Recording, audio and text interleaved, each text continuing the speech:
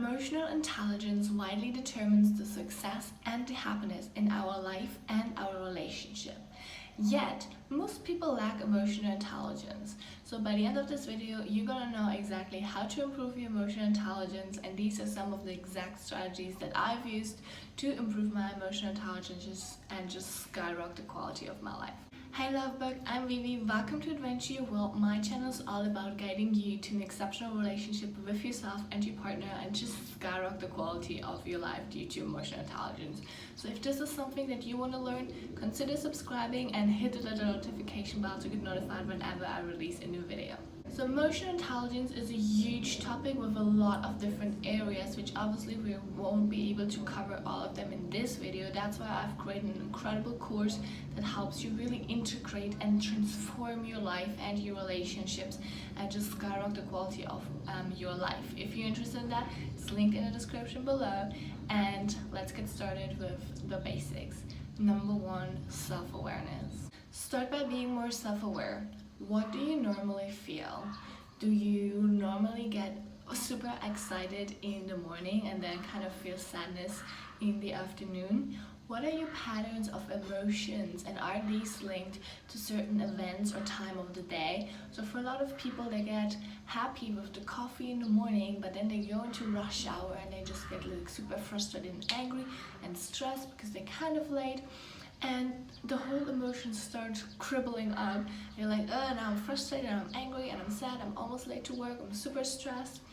And then they come home, they try to relax, but then something else happens and they get super stressed and angry again.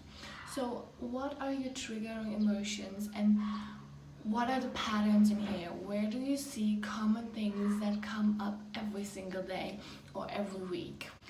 Number two is control the emotion. It is really important that we do not suppress the emotion, because suppressing an emotion and just like trying to hold back and pretending we're okay or we're not feeling it is like pushing a water ball underwater, and we've probably all tried it. It works for a few seconds, but then the water ball just like splashes up on some other area of the pool or wherever we are. And that's the exact same thing that happens with our emotions. And it's not really cool if we can suppress them for a little bit and then they show up even worse, even bigger in other areas of our life. So don't do that.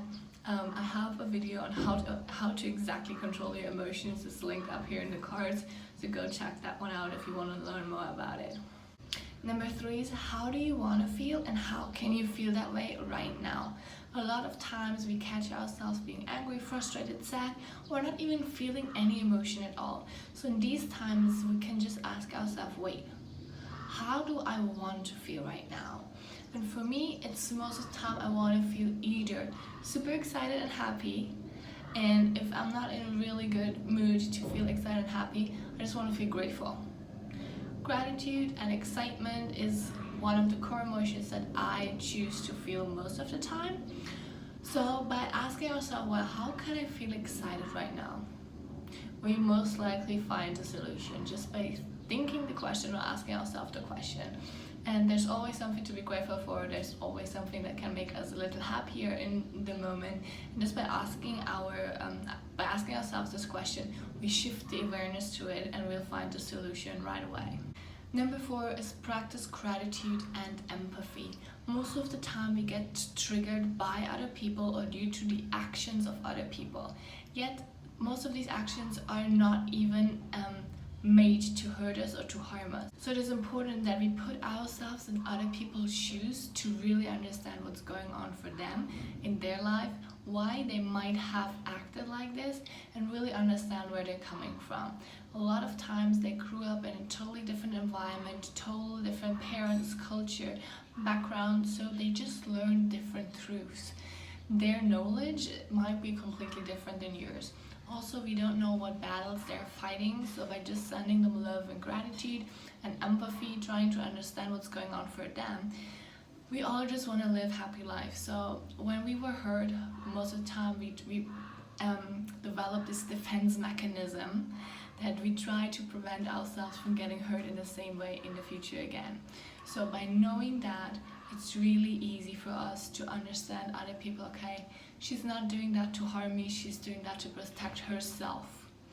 So just have that in mind and give that person love and empathy, no matter how bad they were to you. We're all just humans, we all just make mistakes, and we're all really vulnerable and really hurtful, and we just want the best for ourselves. Let me know in the comments below, down here, what was your most recent act of kindness? When were you showing love or appreciation or empathy to someone? Let me know in the comments below. Number 5, communicate clearly. The clearer we are in our communication, the easier it is for our needs and problems and struggles to get addressed and therefore removed. But therefore it's important that we're direct, that we really say, hey, this is what's going on, this is what I'm feeling, and we're not trying to talk to the flower and send hidden messages and hoping that the other person understands what we're trying to say.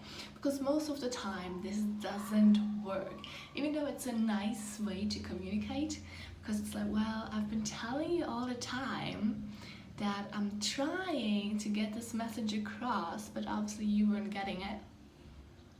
Just communicate clearly, direct, address your needs, say what you want, say what you feel, and it's easy to remove all the unnecessary things that we have between people. I also have a free communication training that has helped a lot of people, because communication is one of the, we think, easiest things in life, but it actually is one of the most complicated and most people get it wrong. So by improving our communication, we can radically improve the quality of our life. So it's linked in the description below, go check it out and watch it. Number 6, practice reading and understanding your own emotions, because the better we are at understanding our own emotions, the easier it is to understand other people's emotions and to put ourselves in other people's shoes. This is very important in relationships, because the easier it is for me to know what I'm feeling, the easier I can understand and be open to understand and see what my partner is feeling or experiencing in the moment. 7, my favorite question here is, what can I do right now to improve the situation? Instead of always blaming everything and everything that's happening to us in life on everyone else, on our partner, our family, on just life and circumstances, go back to yourself. What can I do right now to improve the situation? There's always something, even if it's just changing our attitude, trying one more time, there's always something that we can do right now. We're not having to wait for the world, the universe, circumstances, other people to make things happen. So think about what you can do right now. These are all amazing ways to improve your emotional intelligence. Obviously, there's way more what I'm teaching in my program, and I'm also doing one-on-one coaching. If you're interested in that, let me know, get in contact with me. There's a form below that you can fill out. And I hope you liked this video. If it was useful for you, share it with your friends and family so they can learn about emotional intelligence as well. Like this video if you did, and consider subscribing if you want to learn more about the whole emotional intelligence thing and want to watch more videos from me. Thank you so much for watching, and I see you in the next video.